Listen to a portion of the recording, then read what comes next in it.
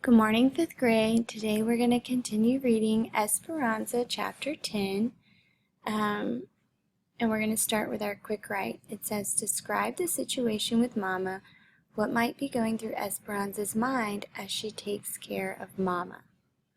All right, and so we learned at the end of chapter 9 that the doctor came and said that Mama has valley fever, and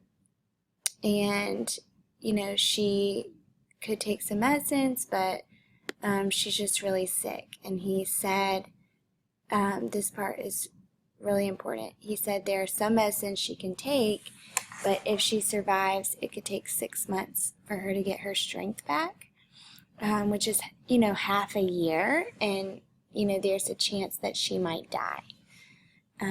Okay, and so right now, that's all Esperanza can think about. So press pause to write down your answer for your quick write, and press play when you're ready for the focus question and vocabulary. Focus question says, how does Esperanza respond to her mother's illness? What do her feelings, actions, sayings, and thoughts reveal about her as a person? All right, and our vocabulary words are valise, which is a small piece of luggage, listless, which is you're lacking energy or enthusiasm, that's this man, and then broth is like a soup. So the broth is the liquid part of the soup. It's not the vegetables or the noodles. It's just the liquid part. All right, and as we're reading chapter 10, we want to focus on Esperanza's feelings, actions, sayings, and thoughts. Follow along on page 158. Esperanza almost never left Mama's side. She sponged her with cool water and fed her teaspoons of broth throughout the day. So that's an action. I'm going to highlight my actions in blue. Miguel offered to take over the sweeping job for her, but Esperanza wouldn't let him. Irene and Melina arrived each morning to check on Mama and to take the babies. Alfonso and Juan put up extra layers of newspaper and cardboard in the bedroom to keep out the November chill, and Isabel drew pictures to hang on the walls because she did not think the newspaper looked pretty enough for Mama. And so this is really interesting. At the beginning of the story, Esperanza and her mom were in a different class than Miguel and his family. And, that deep river was separating them, and now that that river is gone, they are all kind of banding together like one family to take care of each other. So this is a really sad situation, but also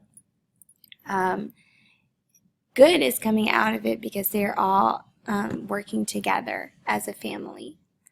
Let's keep going. The doctor came back a few weeks later with more medicine. She's not getting worse, he said, shaking his head, but she's not getting better either.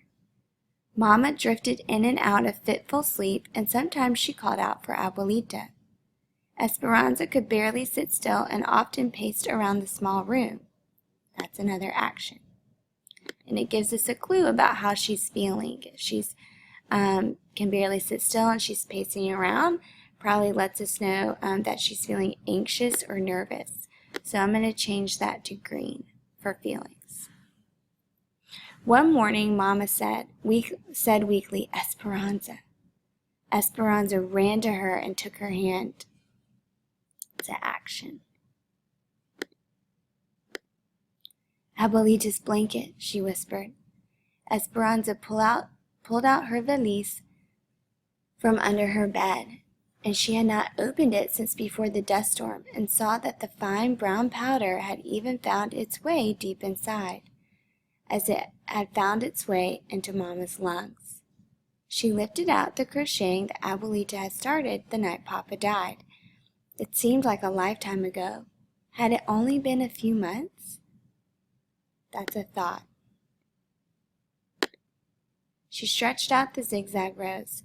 They reached from one side of Mama's bed to the other, but were only a few hands wide, looking more and more like a long scarf than the beginnings of a blanket. Esperanza could see Abuelita's hairs woven in, so that all her love and good wishes would go with them forever. It's another thought. She's thinking about Abuelita.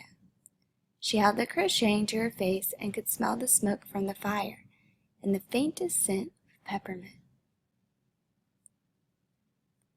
Esperanza looked at Mama, breathing uneasily, her eyes closed. It was clear she needed Abuelita. They both needed her. But what was Esperanza to do? Okay, these are more thoughts. She picked up Mama's limp hand and kissed it. Then she handed the strip of zigzag rose to Mama, who clutched it to her chest. What had Abuelita told her when she had given her the bundle of crocheting?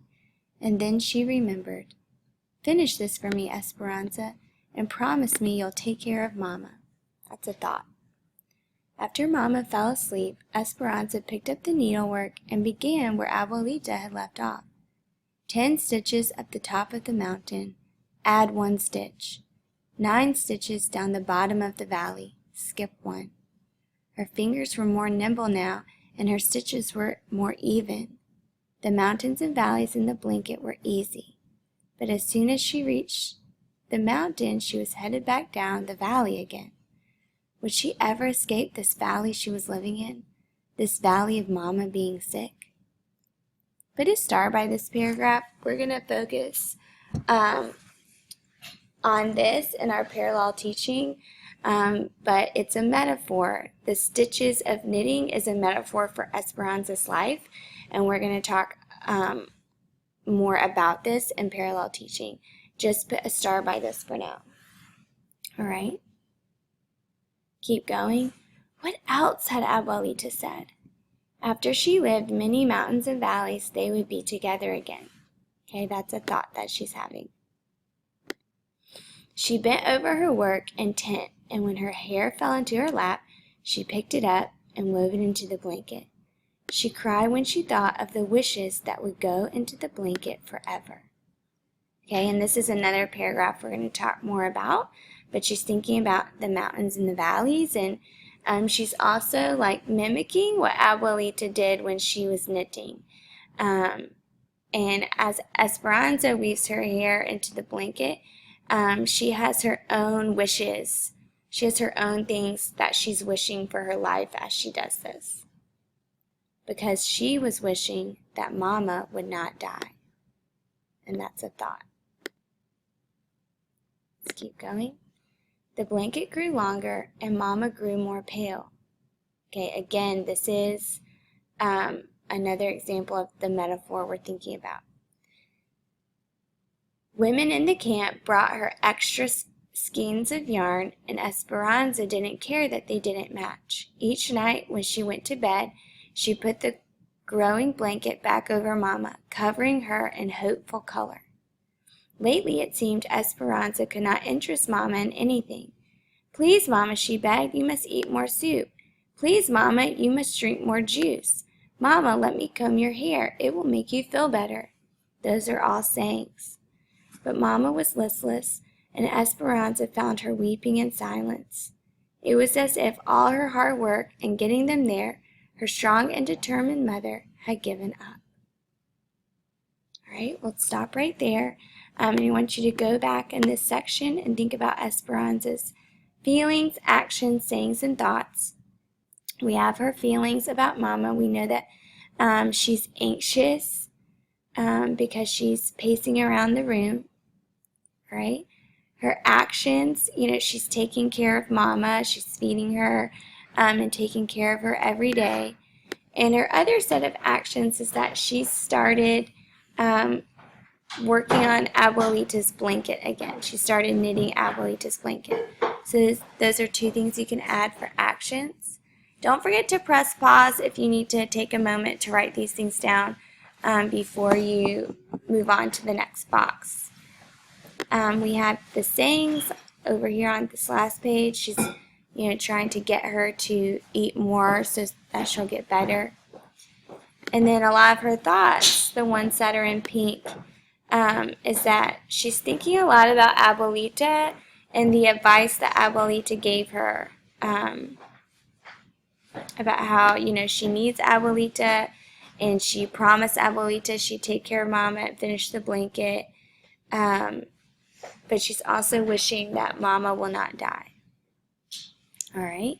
Press pause to write down your answers and your quotes, and play when you're ready for the paragraph. How does Esperanza respond to her mother's illness? And what do her feelings, actions, sayings, and thoughts reveal about her as a person?